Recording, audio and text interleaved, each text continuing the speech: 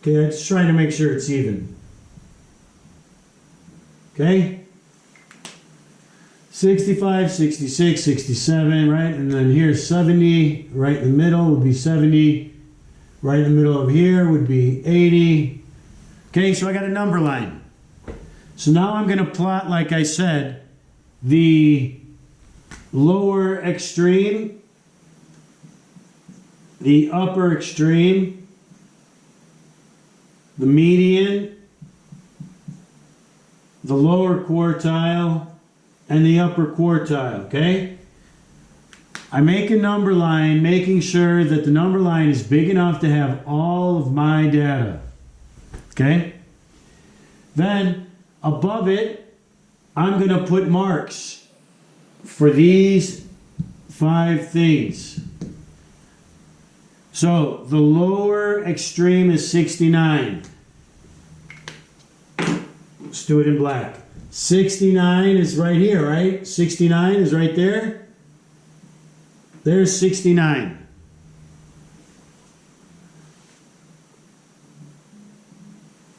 The upper extreme is 87. It's like right here, right? Man, maybe I made this guy too big. I don't want to be misleading in my graph.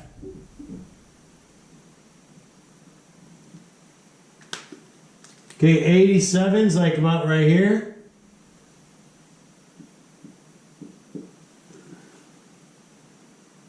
My median is 80. That's right here.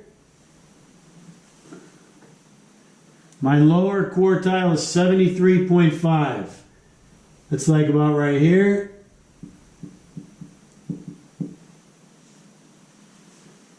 And my upper quartile is 85.5. That's about right here.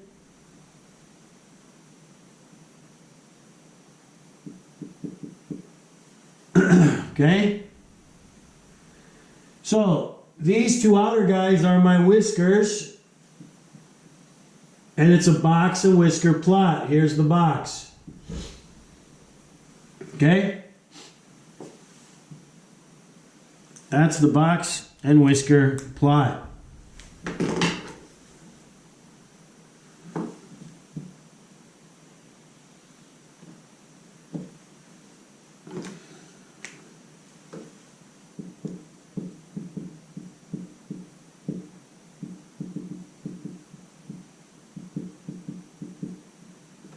I'm just moving that so I can write other stuff.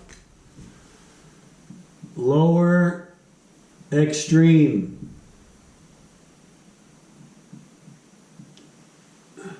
Upper extreme.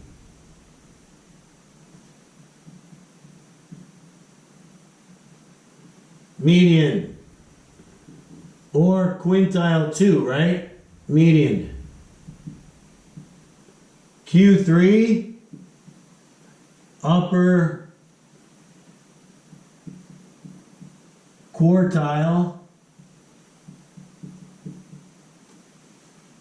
Q1, lower quartile.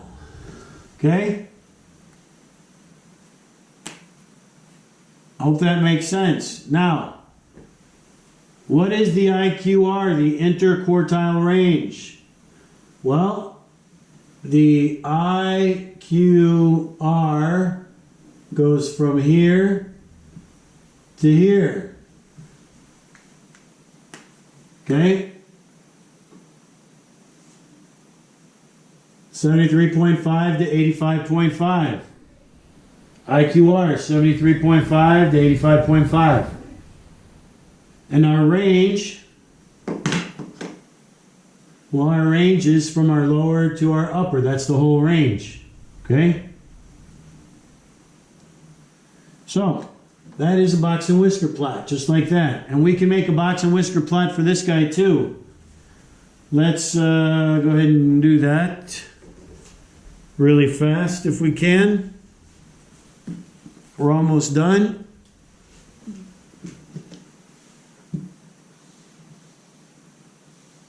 Okay, now we're going to do one for, so St. Petersburg, right? So we need to make sure we have all our data. It goes, we put it in order this time, right? 62 to 86. So I'm going to go 60 to 90. 60 to 90. Okay? 60 to 70 to 80 to 90. Okay, that's much easier to do right there. 70, 80, 90, right?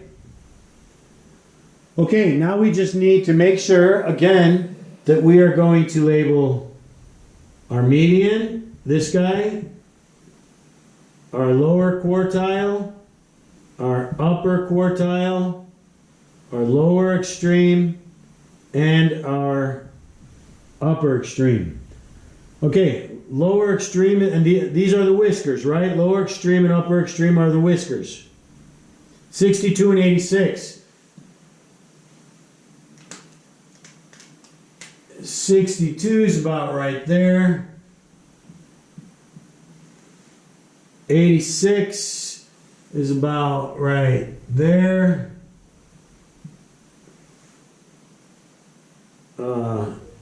Upper quartile, 84. That's about right there. Lower quartile, 66. Maybe about right there. What was our upper quartile? 84. And our median is 76. About right there. Okay? There's the difference between the two.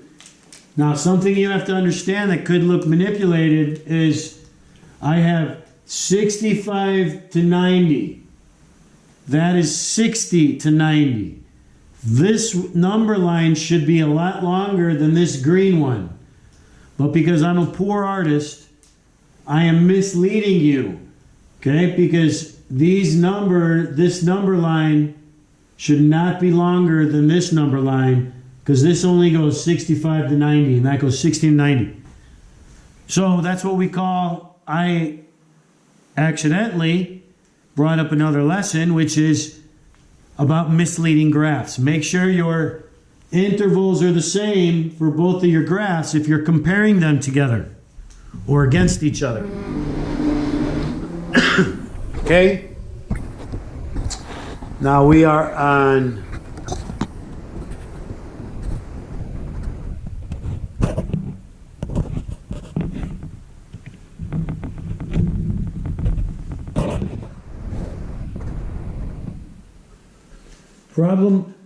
problem number 4 is about the calculator.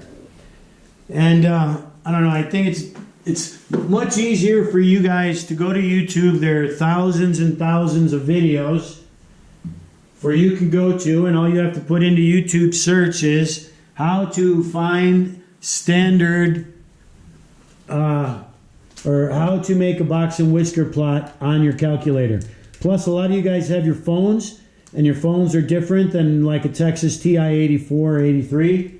So you have to do that, and you're going to be responsible for that, okay? So for problem 4, watch the gazillions of videos that they have on how to input it into your calculator or phone calculator, okay?